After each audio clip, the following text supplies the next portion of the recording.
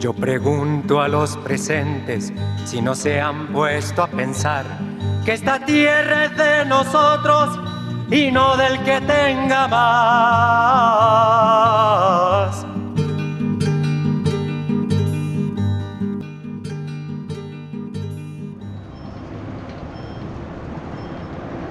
Probando, probando. 1, 2, 3. ¿Ya estás grabando ahí? Sí. Listo. 2, 3. Bien, mi nombre es Luis Miguel Jerez García. Yo tengo 68 años, recién cumplidos. Y pues me vinculé a la Central Nacional Provivienda una vez llegué aquí a Bogotá. Porque pues en ese momento inicié mi relación de familia. Y entonces había que tener una casa, un costalito y con qué traer de la plaza. Un día cualquiera me bajé ahí en ese sitio, del barrio Policarpa, a preguntar por qué se llamaba Senaprop. Y algún aviso allí decía Central Nacional Provivienda y algo de la vivienda digna. Entonces eso me llamó la atención y no tenía idea de qué era el barrio Policarpa, ni cómo había nacido, ni nada de esas cosas. Solamente ese tipo de asuntos me llevó a relacionar esa. Y sí, entré, pregunté y entonces me dieron alguna información preliminar. A los pocos, no sé cuánto, pero no fue mucho tiempo, por ahí unos 6 meses, algo así, ingresé al centro de inquilino como directivo. Y a partir de ahí hice todos los pasos, absolutamente todos, menos ser fiscal, porque nunca fui contador público. Pero yo hice todos los demás cargos. Fui tesorero del centro de inquilino, fui presidente, fui secretario, luego fui directivo de la seccional Bogotá y La Sabana, fui secretario, fui directivo vocal, fui vicepresidente, fui presidente.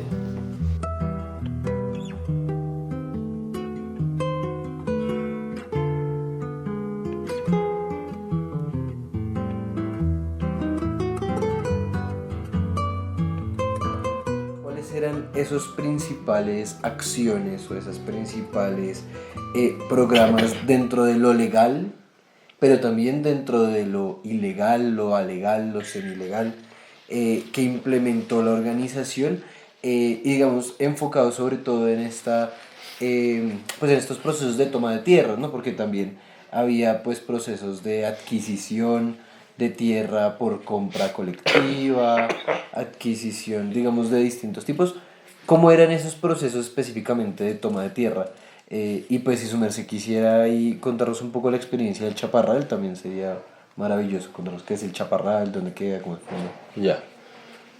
Bueno, la Central Provivienda desarrolló en ese momento que yo la conocí varias estrategias y entiendo que anteriormente también había aplicado varias estrategias, pero básicamente se planteaba una solución de vivienda no como un todo de la lucha de provivienda, no como el universo de la lucha de provivienda, sino como producto de la movilización, la organización y la exigencia del Estado a soluciones de vivienda para la población trabajadora. Con eso quiero decir que no era Provivienda quien se preparaba para hacer un plan de vivienda para resolver el problema. Provivienda organizaba a los inquilinos, los preparaba y los enfrentaba o los ayudaba a confrontarse con el Estado. Y luego de ello, Provivienda sí podría en algún momento hacer unos planes de vivienda para mostrarle al Estado que sí se podían como se planteaba. En ese sentido, a veces se hacían movilizaciones e incluso ocupaciones de tierra. Si había alguien que tenía una tierra por allí y que se podía ocupar, se hacía la ocupación. La ocupación, desde ese punto de vista, es ilegal. Leyes anteriores y leyes actuales castigan, penalizan la ocupación de la tierra ajena e incluso la del propio Estado. Por ejemplo, Mesitas del Colegio. Hay un barrio, uno de los barrios de Mesitas del Colegio. La Central Provivienda organizó a la población y no había solución. El alcalde no aportaba la solución al problema. ¿Qué hizo la gente? Ocupó la tierra. Pero la gente presionó, se metió y luego negociaron. A desalambrar, que la tierra es nuestra, es tuya y de aquel, de Pedro y María, de Juan y José. A desalambrar, que la tierra es nuestra, es tuya y de aquel, de Pedro y María, de Juan y José. Esa es una experiencia, parte de un derecho de la gente, de una necesidad de movilizarse, de conseguir vivienda. Hacen una acción ilegal y luego la convierten en un acuerdo que termina siendo un acuerdo de venta legal y luego se desarrolla la urbanización. ¿Okay? Esa es una manera. Esa se utilizó en muchas oportunidades, pero también se utilizó la que no quiere vender, no hay quien ayude, el gobierno no, sino solamente quiere represión, pues la gente lucha y se queda ahí. Muchas quedaron así. Y de esa manera es ilegal. Algunos le llamaban chantaje y le llamaban otra cosa, pero el asunto es que es la necesidad de la gente buscando solución que el gobierno no ofrece. Estos elementos, digamos, estatutarios, estos elementos normativos que planteaba la central, que plantea la central, contribuyeron a la formación de una conciencia, digamos, legal colectiva, o por lo menos de una conciencia crítica frente a la legalidad del ordenamiento jurídico oficial, o más bien existían como una identidad todavía muy arraigada al respeto por la legalidad, a esto, digamos, había ahí como unas lógicas de entender la justicia y la injusticia en las normas legales. Indudablemente, la actividad de la central no era reemplazar el Estado, porque es una organización social, pero sí tenía o tiene elementos, y debería tenerlos, elementos que generen la crítica y que en esa época sí era muy fácil identificar que la gente comprendía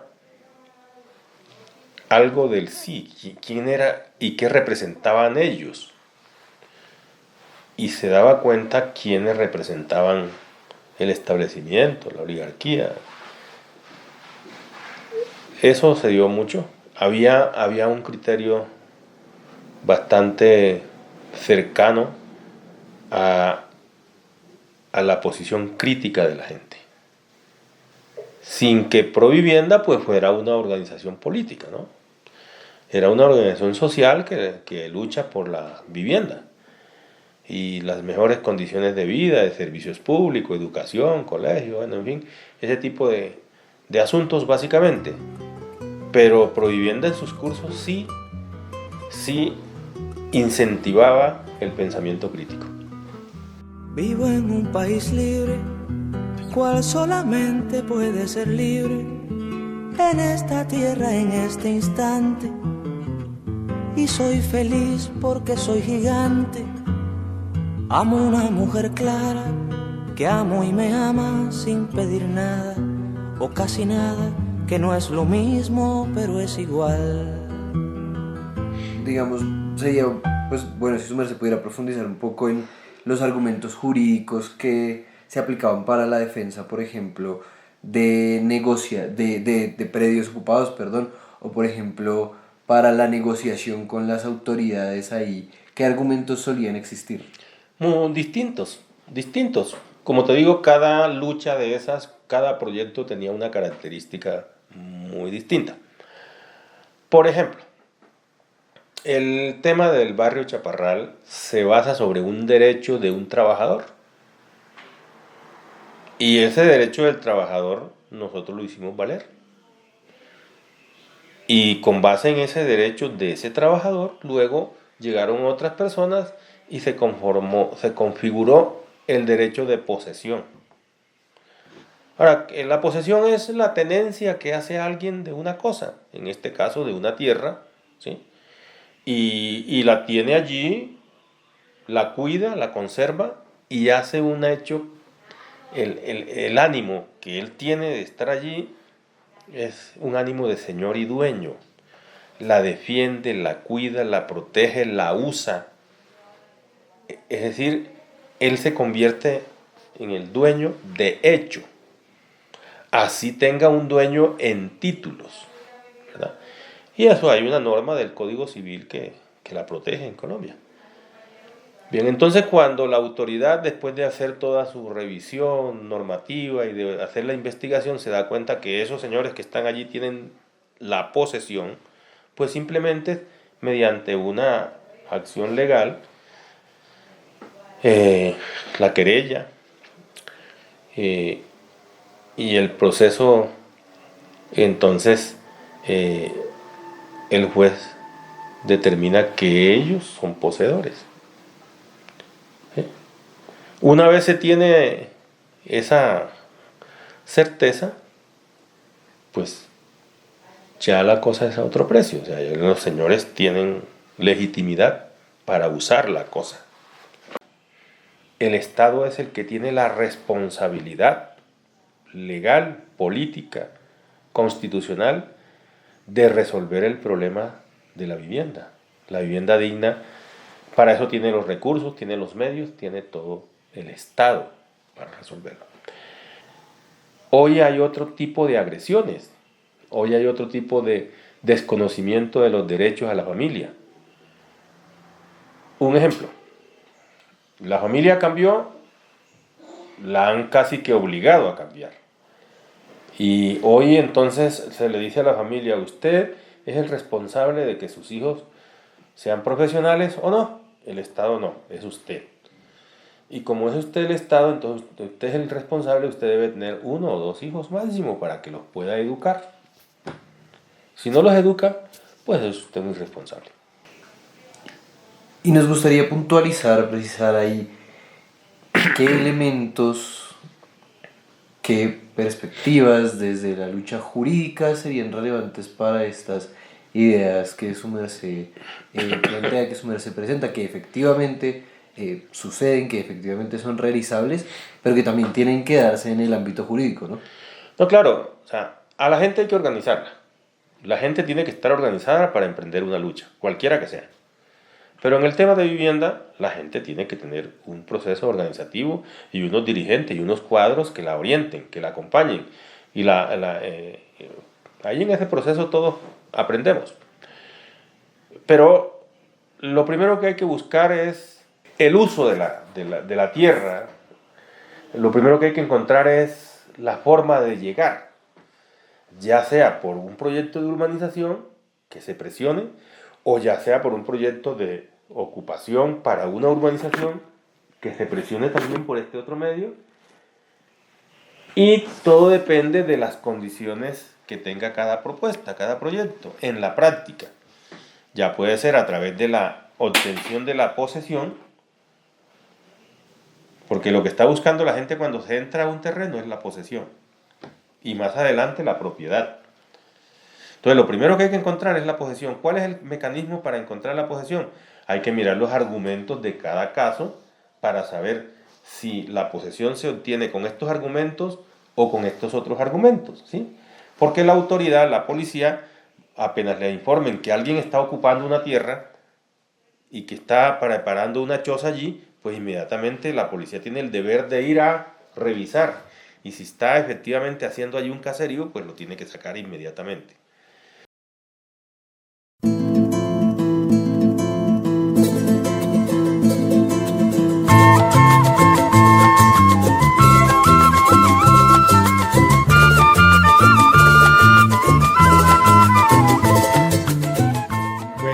Carlos Rojas, tengo 70 años.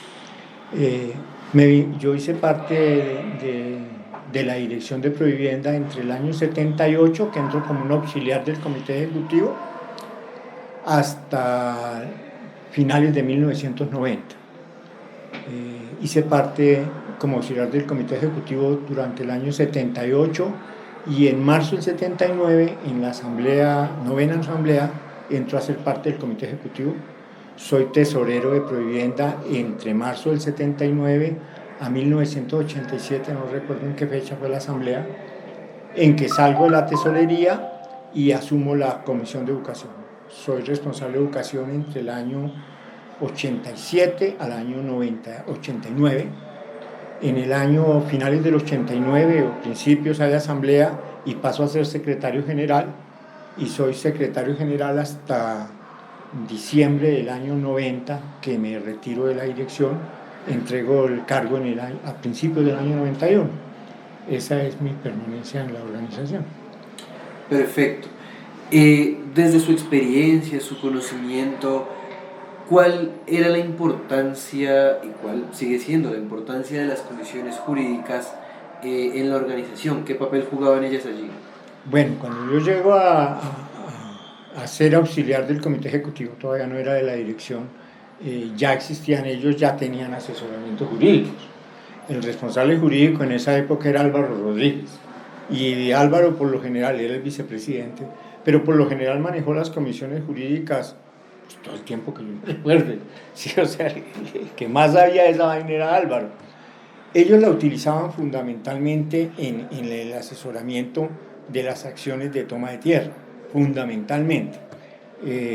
No sé antes del año 78 qué tipo de asesoramiento habían recibido en la parte de compras, porque antes del año 79, 78 fueron pocas las compras, o sea, realmente fueron el Mariacano de Palmira, el Neruda en Bogotá, pero fueron pocas, digámoslo así.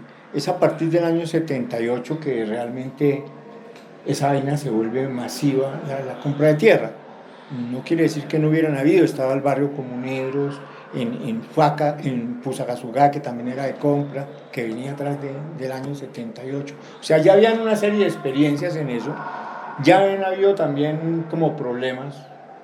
Yo realmente cuando llego en el año 78, yo llego por un problema financiero, o sea, ellos tenían una serie de problemas financieros y yo era un auxiliar de contabilidad, mi hermano era contador, ellos asesoraban procesos contra urbanizaciones piratas.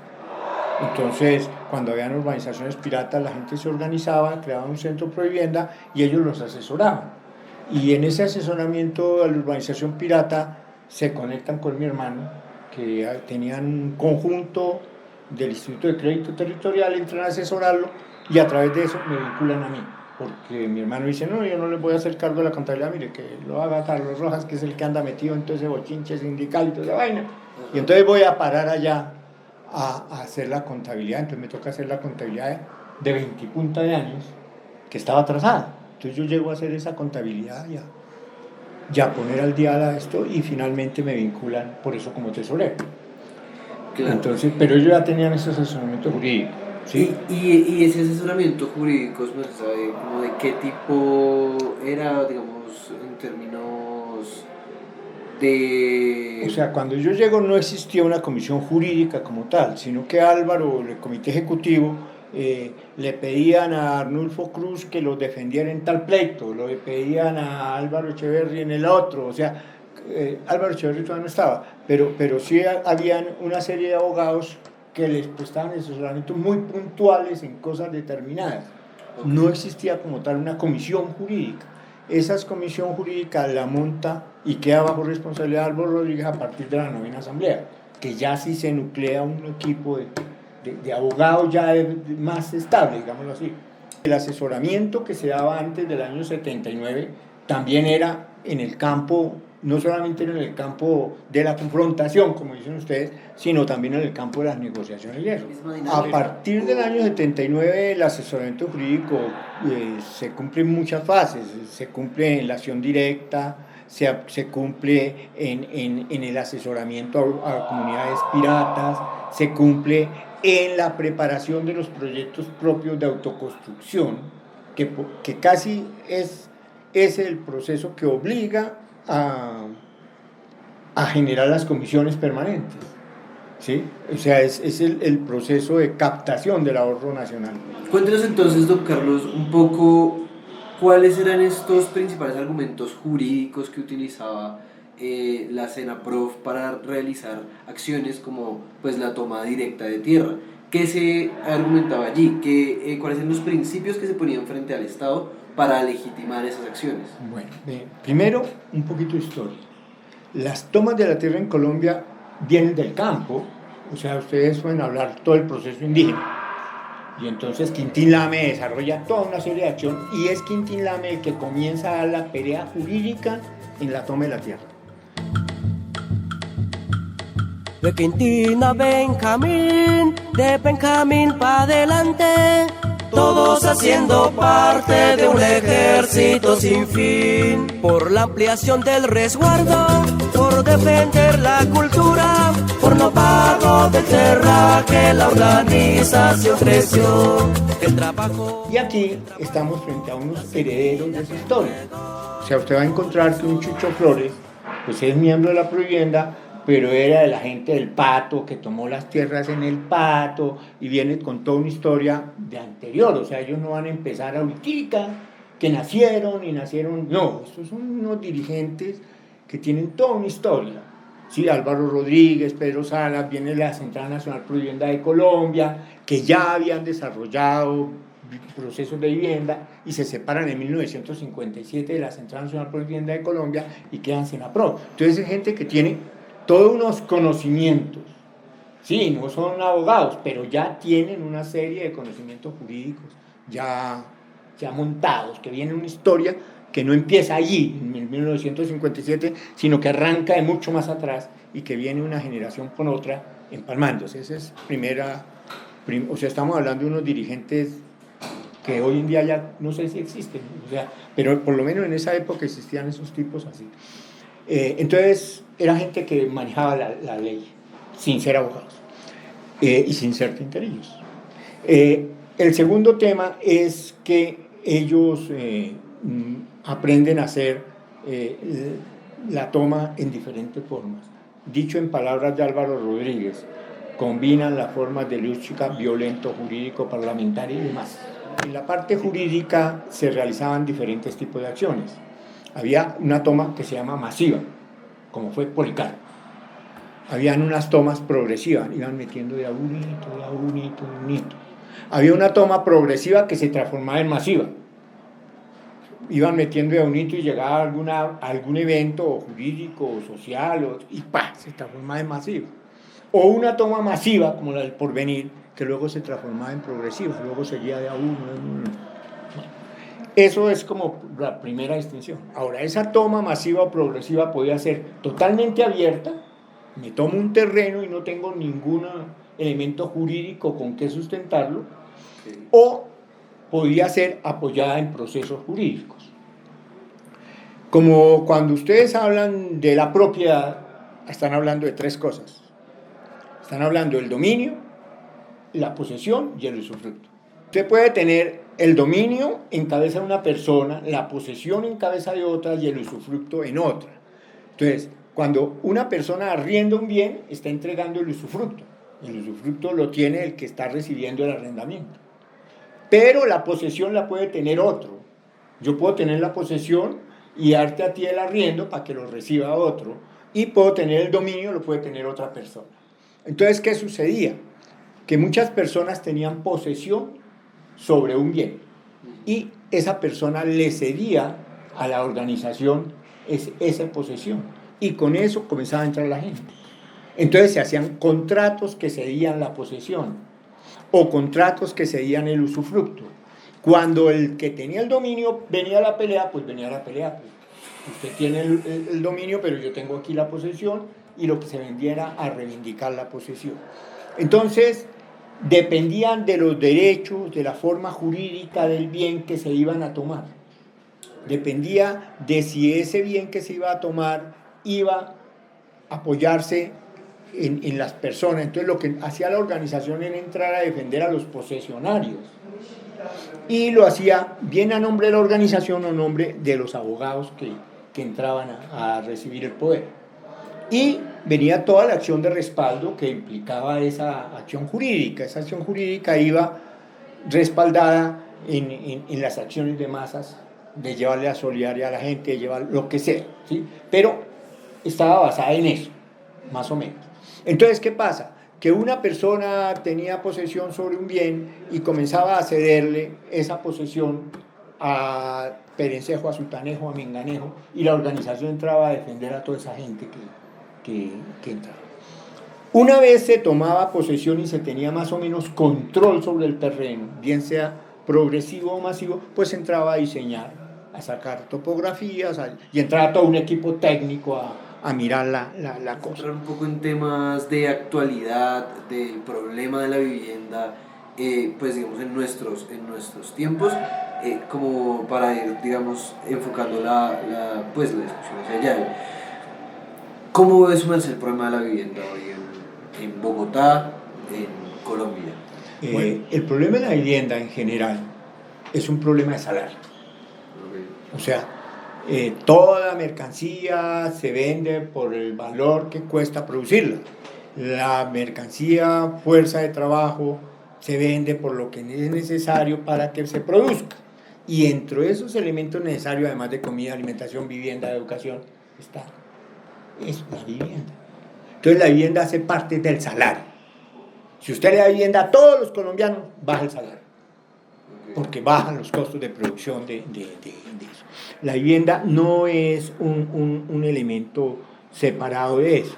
Entonces, sobre eso hay unos estudios completos a nivel sociológico, desde los problemas de la vivienda de Federico Engels hasta, bueno, Castel, etc. Ustedes son sociólogos, saben más de esa vaina que yo. Entonces, ¿qué sucede? Que ese problema sigue siendo así. El problema de la vivienda en Colombia tiende a solucionarse y no lo va a existir en 15 años, 30 años. ¿Por qué? Porque la natalidad se vino para abajo. Entonces dentro de 30 años van a sobrar viviendas. Así es de sencillo el problema. O sea, si ustedes agarran la estadística de natalidad en este momento, si no hubiera sido por la migración venezolana, siria y haitiana, hubiéramos reducido en población. Entonces marchamos hacia allá. Los jóvenes hoy en día no quieren tener hijos. Como no quieren tener hijos, vamos a entrar en crisis económica, social en 30 años. En 30 años. Ningún país se desarrolla con menos de 50 millones de habitantes. Nosotros apenas estamos en los 50, vamos para atrás, como no hay natalidad, van a sobrar viviendas, se va a crear la industria de la construcción. Bueno, ¿y para qué les cuento el trágico problema que va a venir aquí? Ese es como la veo venir. Tengo en mi cartera la riqueza colombiana y sobre mis manos llevo un mundo ensangrentado.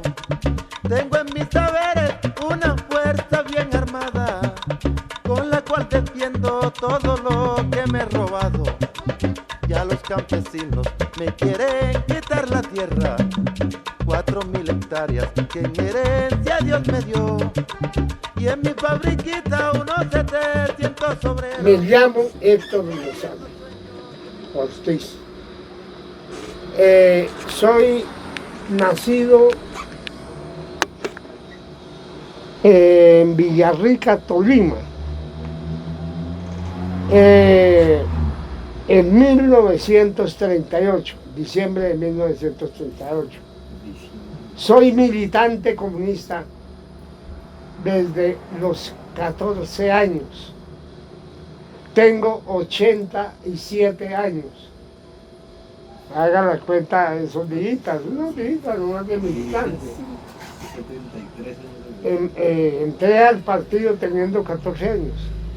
Y entré al partido en Villarrica porque no había juventud.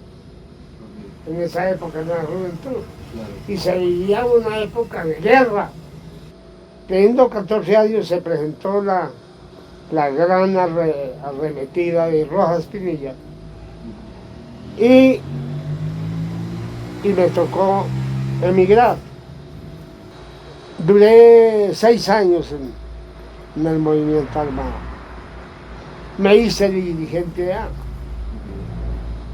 A los 15 años ocupé el cargo de profesor de instrucción militar. A los 15 años. Fui instructor militar.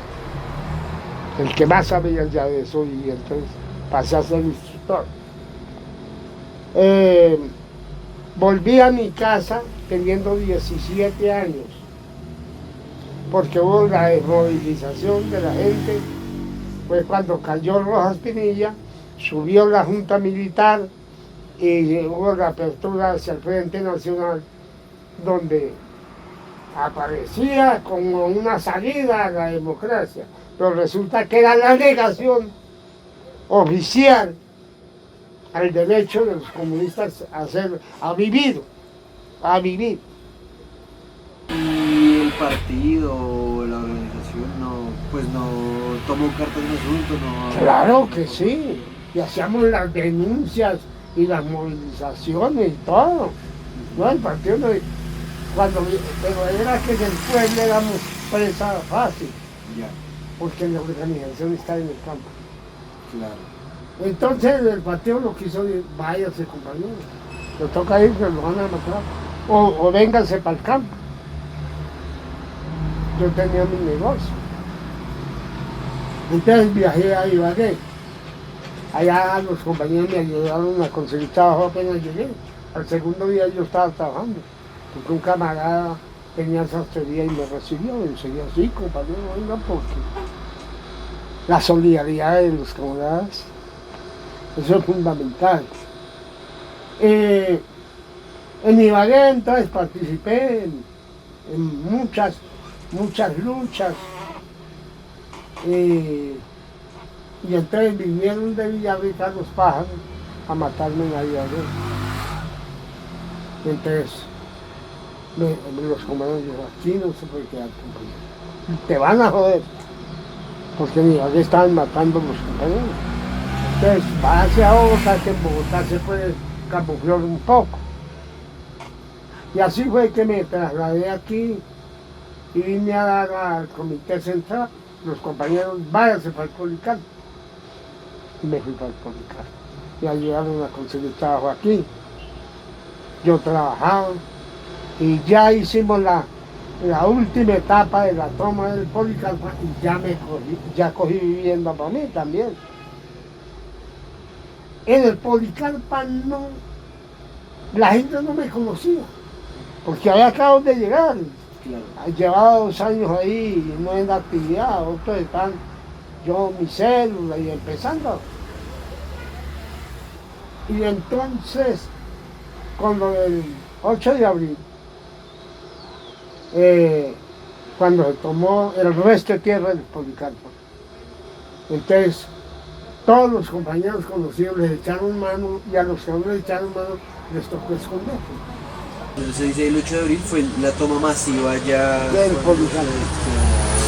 Digamos, ya cuando se hace el proceso de confrontación más grande, más directo con Claro, la policía, claro. que mataron a un compañero. Mataron a un compañero y vienen 125, Sí. y apresaron 123. Ok. Bueno, entonces todos los compañeros les tocó esconderse. Pero resulta que en la toma yo aparecí ya dirigiendo. Y el partido me entregó responsabilidad, porque me conocían, compañeros, no metámoslo porque necesitamos líderes. Como cogieron a los principales líderes y los otros se escondieron, entonces yo pasé a ser presidente del barrio. La gente sin conocerme, los camaradas, el compañero Rosano lo proponemos, y sin conocerme la gente, pero me ha visto en esos días ya moverme. Entonces, y como no había nadie más a quien nombrar, y el partido sabía quién era yo, yo fui presidente del barrio, durante todo el periodo de represión terrible, cuando lograron dividir al barrio en dos partes, los que estaban contra la vivienda y los que estaban en contra. Me tocó esa pelea. Yo logré salir con la gente y con los miembros del partido que se podían mover o que se movían clandestinamente, y logramos derrotar a la división. ¿Por qué la logramos dividir?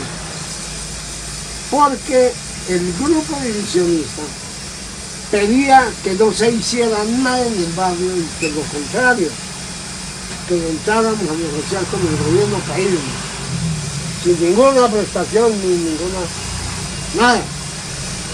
Y en cambio nosotros, con el partido, que nos reuníamos con el partido, y el partido nos orientaba, nos ayudaba, entonces planteamos que había que construir casas,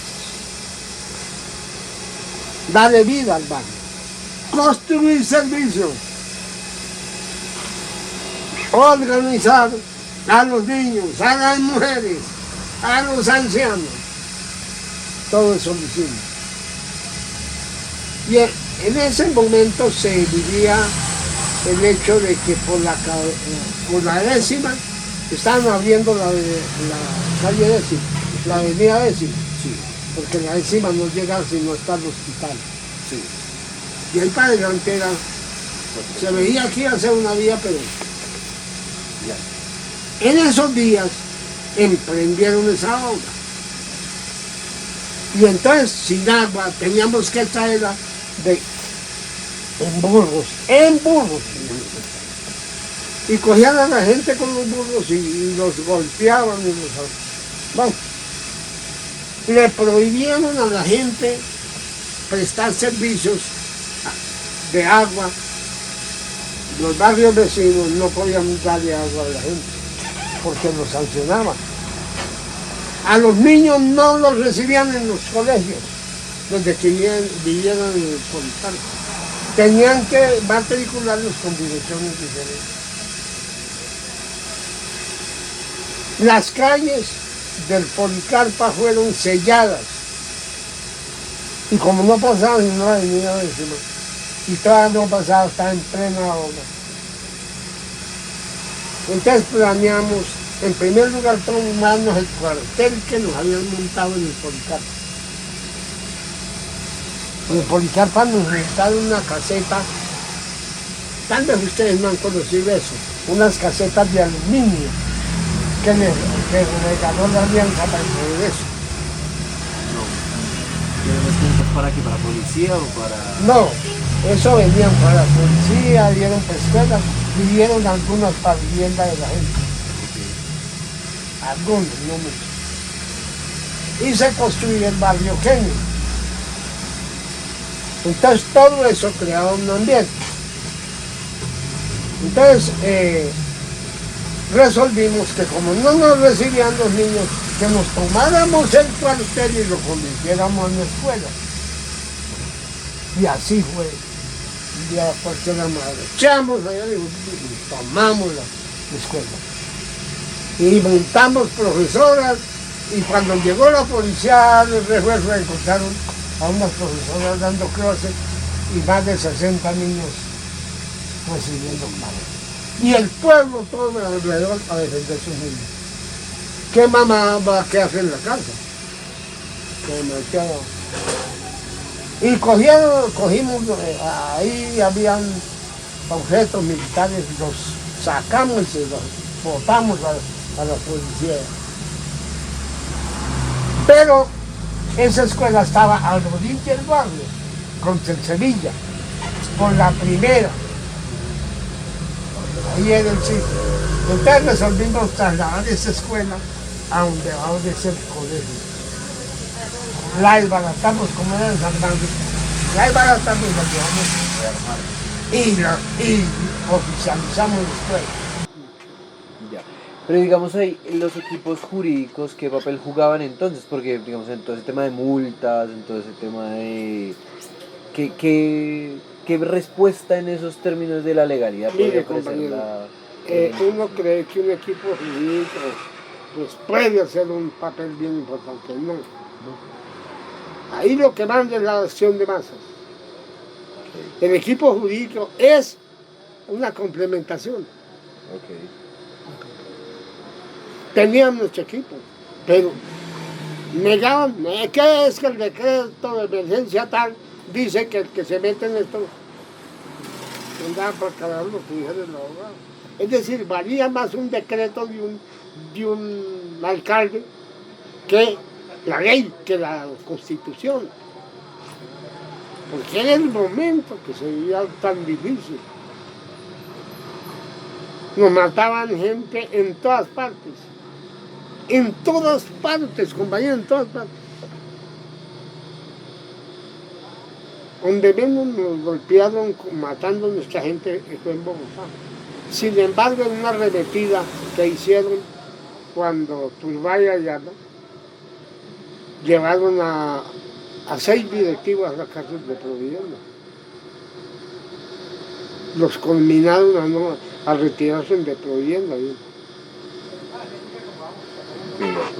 Es una cosa muy grave, compañero, que ustedes no han vivido la historia de este país.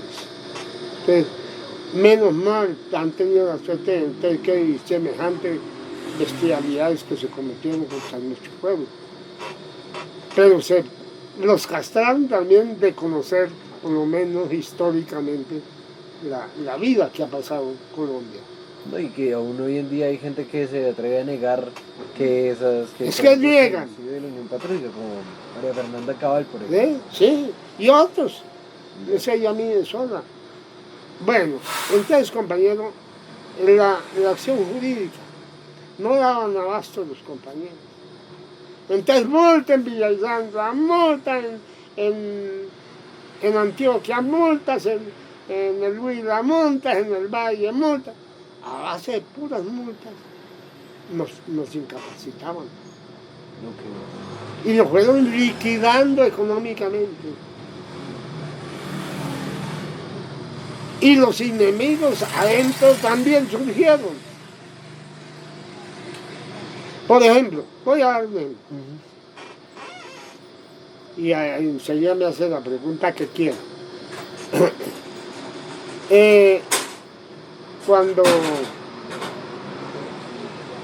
Cuando en la asamblea salí yo de Providencia, yo fui a la casa del partido y dije, yo aspiro a ser presidente. ¿Por qué? Soy el más antiguo militante del partido, en Providencia. Segundo, he ocupado todos los cargos menos la presidencia. Mario se retira. Álvaro ya lo metimos allá y no dio el rendimiento que se esperaba. Vladimiro ya lo habían matado. El comité central, 2 compañeros se ponen de acuerdo y dicen, sí, apoyemos a Héctor. Héctor puede ser posible. Pero ahí mismo, por otro lado, estaban los movimientos con el cuento que hay que renovar. Ustedes que están jóvenes, tomen esto en cuenta. Ese cuento de renovar es muy peligroso. Eso no quiere decir que no estemos de acuerdo en que haya renovación. Pero la renovación debe ser muy cuidadosa, puede ser muy medida.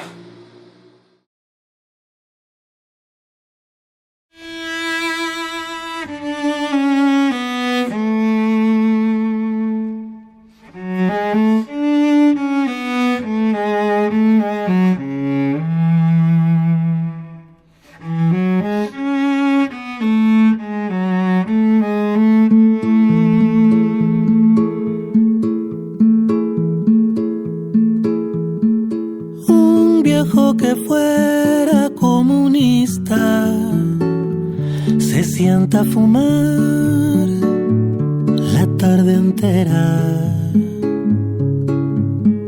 mientras buena lluvia cae afuera, con voz desnuda el viejo piensa. Por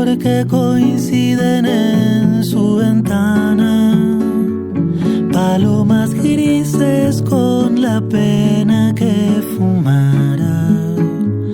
Palomas grises con la pena que fumara.